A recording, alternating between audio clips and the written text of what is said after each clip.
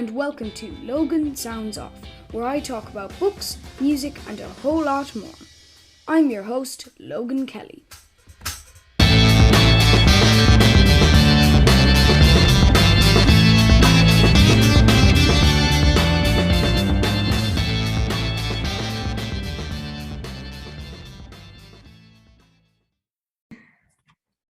Hello and welcome to Logan Sounds Off.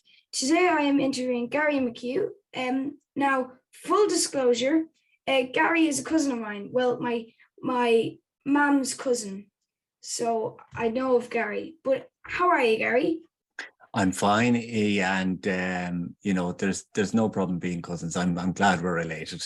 I never said there was a problem. I hope that wasn't implied. No, not at all. It's lovely. I mean, Ireland is a small place. We're all half related anyway. It's a very small place. That's very true. So could you tell us a little bit about yourself, Garry, and what you do? Well, what I do, my current job, I'm director and CEO of an organization called Young Irish Filmmakers, and it's a very special organization because it does exactly what it says on the tin. We work with young people all over Ireland, and we help them to make films. And it's an organization that's been around a while. I wasn't here when it started. It's here over 30 years, and my predecessor, the man who founded it, a great guy called Mike Kelly. He's a man from Kilkenny, and he was a youth worker, and he was massive interested in theatre and film. And so he had the brainwave of joining the two. So he said, let's start a youth club with cameras. And that was 1991, 32 years ago. And we're still going. We're working in schools and youth clubs and anywhere that'll have us all over Ireland. So great fun. And if anybody wants actually to find the Young Irish Filmmakers website, it's YIFM.com. And I looked at the website. It's amazing, as you'll see throughout this interview. So I'd like to start off with my usual question that I like to ask people because I'm into music. So you were in a family of 8. Yes. So there was going to be a lot of musical influences thrown at you. So I'd like to ask, what kind of music did you listen to growing up? Well, I was lucky. My eldest brother, Pádraig, or some people know him, Sam, he kind of took it upon himself nearly to educate me in the world of music, which was great. And this is going back to the years of vinyl. And so that was the only way to play music at the time, or cassettes. And we had one old record player that, because I'm that much younger than the rest of my siblings, I'm the mistake or miracle, whichever way you wish to look at it. At the end I'm of going to say miracle. Yeah, thank you very much. So because I'm that little bit younger, they'd all gone off to college and brought the good record player with them. But there was one old record player left at home, and so every month or two he'd come home from college and he'd give me 5 or 6 albums and say, listen to these. And then I'd have those 5 albums for a month. So I listened to stuff a lot. But he'd give me a really good mix. I mean, I grew up with a mixture of David Bowie, Talking Heads, Africa Bombata, Bundu Boys, Cold Feet, Little Feet, George Thorogood and the Destroyers, Squeeze, lots of 80s and 70s and 80s new wave and English stuff, Britpop before it was Britpop kind of thing, and punk as well. So I had a really good mixture of stuff. I was exceptionally lucky. I always say I was a spoiled child in every manner. So I was spoiled for choice for music, and I think that's a great education. If you hear music from all over the world, I think it's a really good way of kind of opening your mind to going, oh my God, there's these kind of rhythms. And oh my God, there's those kind of, what instrument are they playing in that part of the world? And, American music was very different than British music at the time. So it was a great education. That's really interesting. And whoever I've talked to with older siblings, and they've always said that it's sometimes the older siblings who would have a musical influence on them. So you like music. It's clear to me that you like music. But I want to ask, do you play music? Do you play any instruments? Some might argue it's an instrument or not. I played the drums since I was about 16. Instrument, big time. Yeah, thank you very much. The backbone of any rock and roll music. I've been playing drums since I was about 16, and not really professionally, more so as kind of a hobbyist, and had aspirations. At one or two or 3 points in my life, I've wanted to, maybe this is the band that might, we might do something with it, or go on the road, or go make it, or whatever. Never really happened, but I had a lot of fun playing music down through the years. Played with all kinds of bands, kind of pop music, rock music, cover bands. Trad was actually the most fun I've had, believe it or not, with a trad band. It's almost like it's a little bit closer to jazz than the rest of them, because you can kind of chip away, and you're a backing instrument rather than, in rock music, where you're the part of the foreground and the part of the whole front of the sound. That, what, a couple of things there that you said, which I completely agree with. Yes, drums are an instrument, big time, and they are very much a backbone to a song. But I think everybody will say drums is the backbone of percussion, but I feel that it's a big part of a song as well. And I was looking at a music video, and I saw you in it for Scatman. Okay. So I have to ask, how was that? Well, I thought this might come up. So in the 1990s, I was living in London, and I'd studied film or radio and television, and I wanted to get into filmmaking. And so I ended up working in music videos through pure luck. I was knocking lots of doors, and I landed in a really good company that was doing a lot of really big music video productions.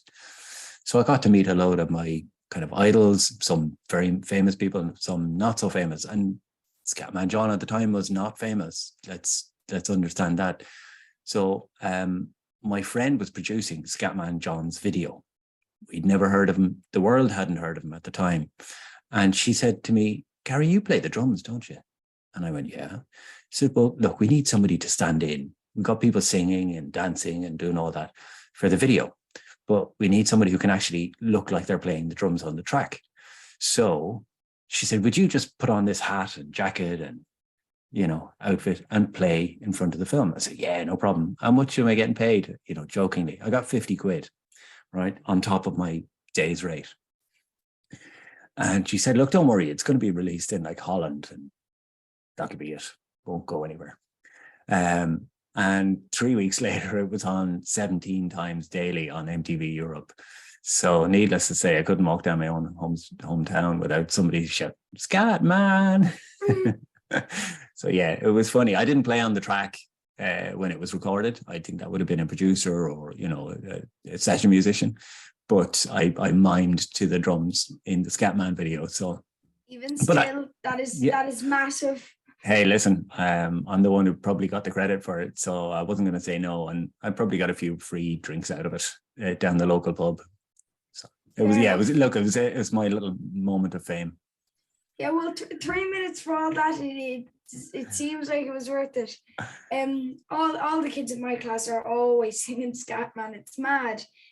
So I'll have to tell them that tomorrow. But along with you're a musician, you play the drums. You're also a filmmaker. So what films did you grow up with as well? I suppose it's funny, looking back, you kind of forget, okay, where did this all come from? Where did I get into film? And I suppose I always wanted to be, I kind of three main passions in life. One was photography and videography, which it grew into. Another was music, which we've spoken about there. And the third one was acting. So I can talk about the acting at another time, but filmmaking kind of grew out of being quite interested in creating images. I wasn't particularly a visual, an artist that would paint or anything like that. And I'm not saying I'm creatively an artist, but I had a real obsession with taking photographs and putting different things over the lens and trying to warp images. And this is before Photoshop, and this is before, you know, Instagram filters or you know, filters or anything like that. This was analog photography. Yeah. Where, you know, you would take get a roll of 24 shots, you would go put it into your camera, and you would take those 24 shots. So you really had to think them out and plan them and go, okay, what am I going to take an image of? I've only got 24 to take, and it's going to take me a week to get it processed. So at the time, that became a real passion of mine, taking interesting images and playing with the lenses and the color and stuff like that. And then out of that bore, you know, a kind of love for television. And I was a massive consumer of television, being what, you know, because I was 5 years younger than the rest of my siblings, I got to watch what I wanted to watch for about 5 or 6 years in my late teens. So I was constantly watching telly and cartoons and, you know, all sorts of crap on the telly, and I just became kind of in love with that. And music videos really appealed to me as well. So that's where it all came out of. And then I went to study radio and television. I did a year actually in business college, thinking I wanted to be a businessman and run a business.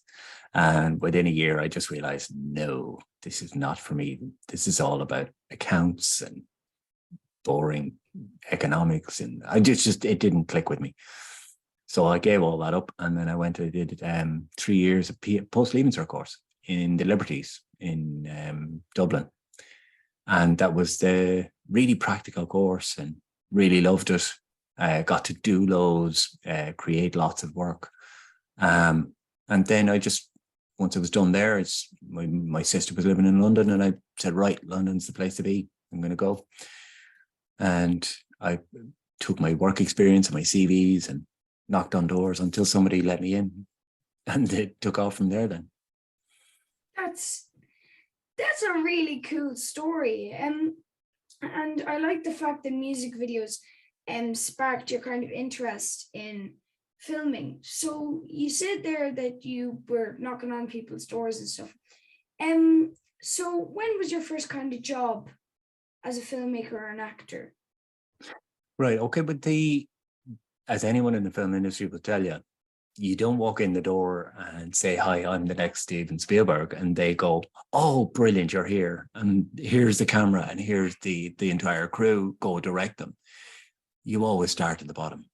And most people do. Now, film has been democratized since, and it's far cheaper to actually make content now than it ever was. So people are directing their own work and hopefully jumping a few loops, or a few rungs in the ladder, rather. So, but in my day, it was, you had to get in at the bottom rung, whether you'd gone to college and studied film or not. And that was as a runner, a production runner or an office runner. I managed to get into a company called Propaganda Films, and they were based in Soho in London. And essentially I was a runner. I was like literally running everywhere. Somebody hand you a tape and said, I need that down at the edit suite in, you know, this Lexington Street. Go get it there. They're waiting on it. And you take your tape and you run down, you run back and go, right, what next?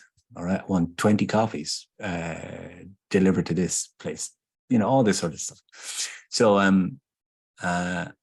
we were lucky with Propaganda. I was lucky with Propaganda because I didn't know who they were, but anybody in the industry at the time would know. There's a famous director called David Fincher, and that was his production company.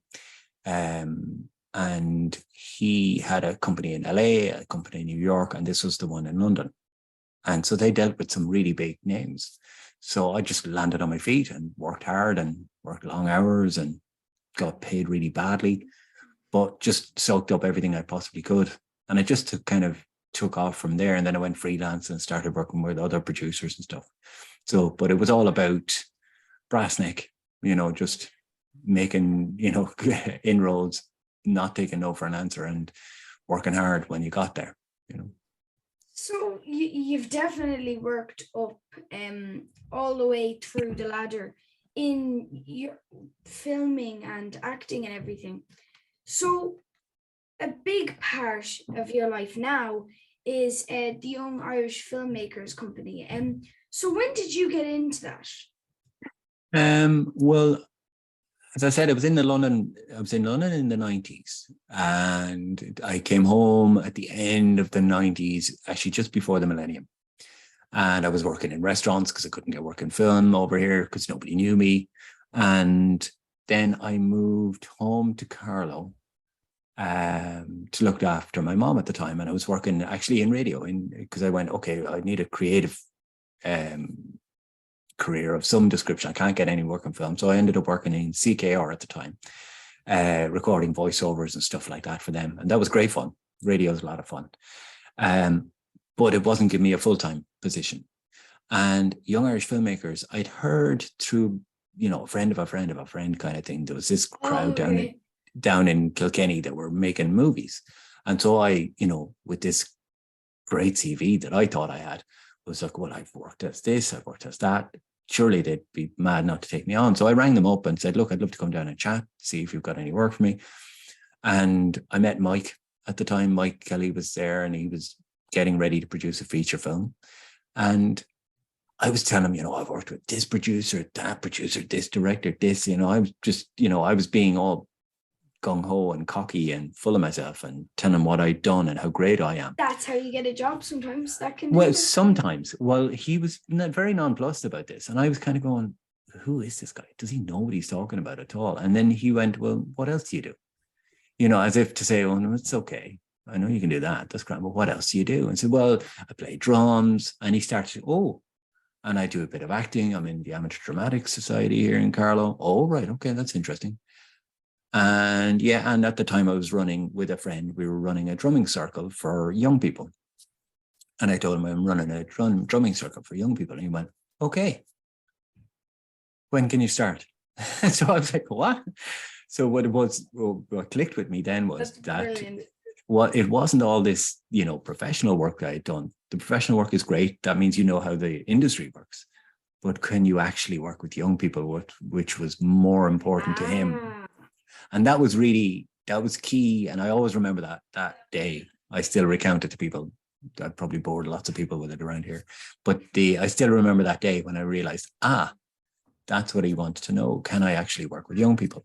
Now, at the beginning, I won't say I was the best at working with young people because I still had my, I was nearly like a Nazi dictator when I went on set and stuff because I was expecting professional standards. And these were young people of, best will in the world. They're not going to be up to, London professional standards.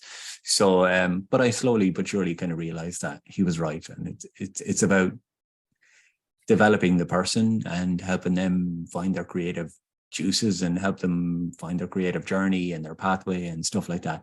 So it's more about a development piece, even whether it's writing a script or if it's getting on with other people on set or if it's about, what skills should they explore? So it's all about development. And so that's where it clicked. And that was in 2001 or 2, I started working with them. And then after that, I went off and I did, they only had funding for a year or two. So I had a couple of years with them. And then I went off and I did corporate video for about 5 or 6 years with the likes of Intel and Dell and people like that. So I was doing really big kind of corporate organizations. And that was interesting too. But when the recession hit, it took a couple of years, but in 2010, I became redundant. And then the first people I rang was Young Irish Filmmakers. And they said, give us a couple of months, we might have something for you. And so in a couple of months' time, I rang them. And sure enough, they said, right, we can start you in this date. And I've been here 13 years, just gone 2 days ago. Amazing. Yeah. Just 2 days ago. Well, yeah, that's an amazing story. Now that's kind of that's a chapter for a biography if you ever write one. So you're very good with children or young people, because you go from 9 to I think 25 young Irish filmmakers.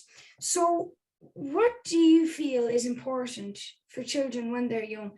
Why do you think that they should learn about filming then, especially? Is there any reason why you might think that?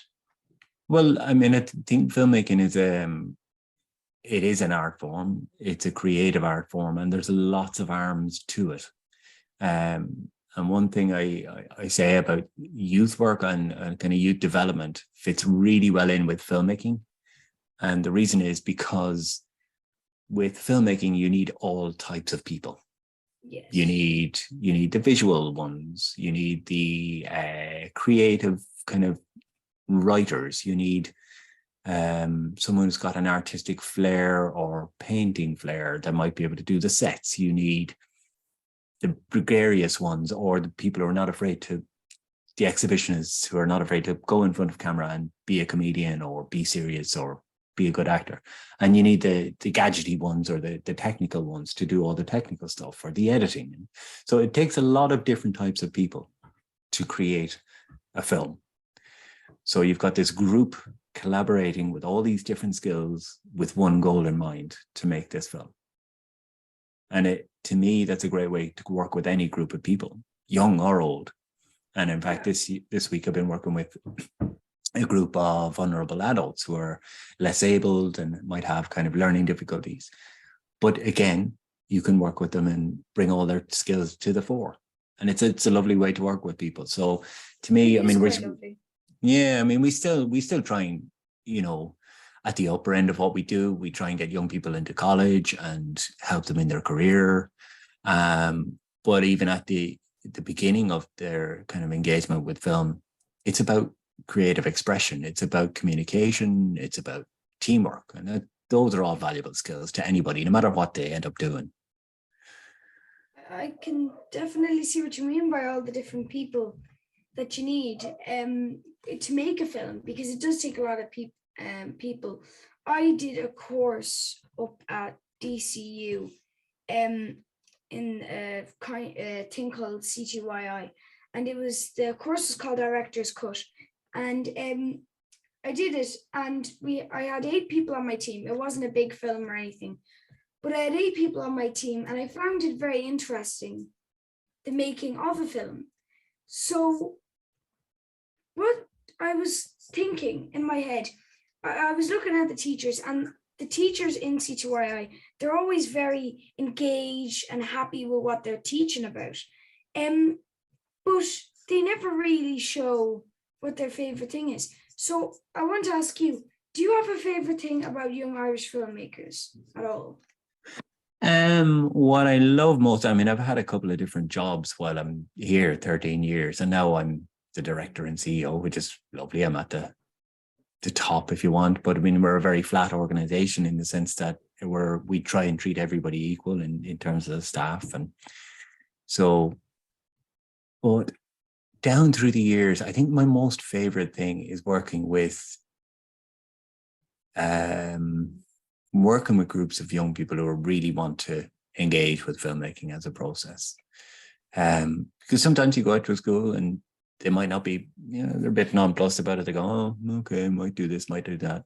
But when you've got like about a group of 10 or 12 young people and they're all interested, they're all like, okay, let's give this a go. Then you've got a great group of people. And this kind of goes for any age as well. If you've got a group of people who are actually engaged in doing something together and don't have the walls up and don't have the barriers up, and they're like, right, I'll give it a go, then you've got a recipe for A, some great fun, but B, you're going to have a lot of learning going on and a lot of moments where you're going, that's how they do it in the movies. Okay, that's how it is. And you'll have lots of people asking questions. And I love when people are asking questions, because otherwise you feel like you're just talking. But if you've got questions, then it's a conversation. So engagement. Engagement. I love working with people and helping them learn about film, because I don't like teaching. And that's one thing we kind of make the distinction here. We facilitate learning, we don't teach. And there is a difference. Teaching is somebody at the top of a classroom writing stuff down and go away and study it. And facilitative learning is where it's kind of active, and I'm going to give you a few. Exactly. Yeah. Because I think the best way most people learn is by doing or engaging with a subject. So that's what we try and do at every stage. It's like, well, are you talking too much? Then they're not engaging enough. So if you're talking for more than, 15, 20% of the time, then you need to hand it over to them. And you do that by throwing out questions, throwing out exercises, getting them up off their feet, doing stuff. And then they'll actively learn, So that's what I love. That's very interesting. And I think that's a great answer for that question. I always think this kind of an opinion question. And I was thinking maybe it's the sound aspect, or the actual filming aspect. But you gave me a great answer there by saying about that.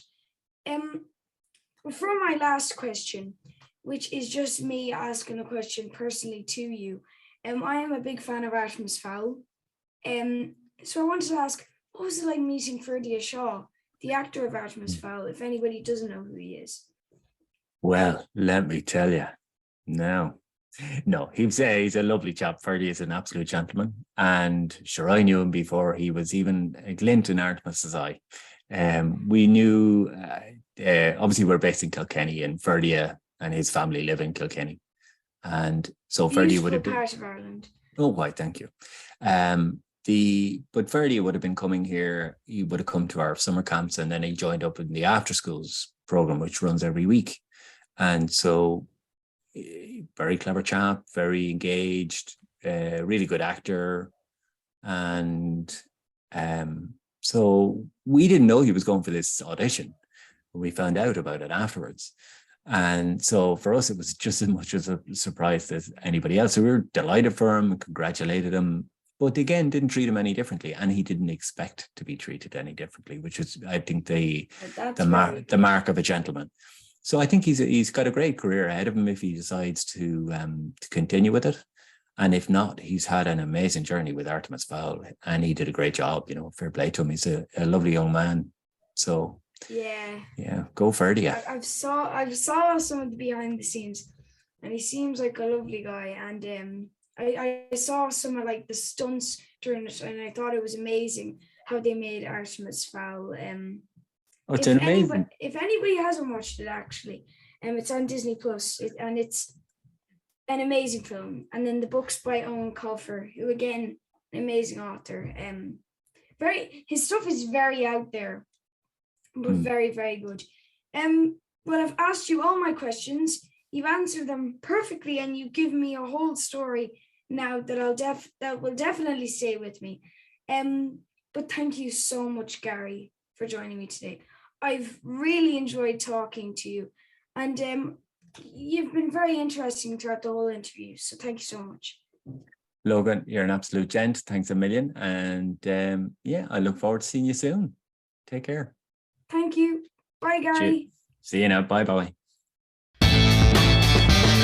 I hope you enjoyed listening to this episode of Logan Sounds Off. You can follow me on X, Facebook and Instagram at Logan Sounds Off. And don't forget to subscribe and not miss any more cool episodes. Bye guys!